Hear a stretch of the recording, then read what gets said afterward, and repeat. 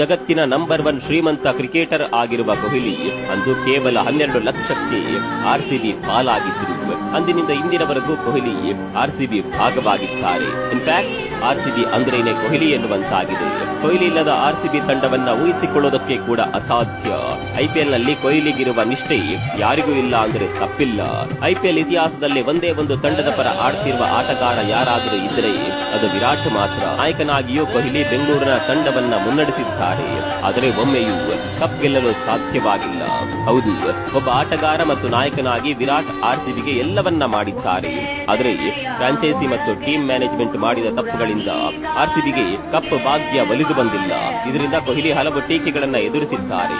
ನಾಯಕನಾಗಿ ಒಂದು ಕಪ್ ಗೆಲ್ಲೋದಕ್ಕಾಗ್ಲಿಲ್ಲ ಅಂತ ಕೊಹ್ಲಿಯನ್ನ ಟ್ರೋಲ್ ಮಾಡಲಾಗಿದೆ. ಆದರೆ ಎಷ್ಟೇ ಟೀಕೆ ಟ್ರೋಲ್ಗಳಾದರೂ ಕೊಹ್ಲಿ ಆರ್ಸಿಬಿ ತಂಡವನ್ನ ಬಿಟ್ಟುಕೊಟ್ಟಿಲ್ಲ. ಕೊಹ್ಲಿ ಅಂತ ಸೂಪರ್ ಸ್ಟಾರ್ ಆಟಗಾರ ಮನಸ್ಸು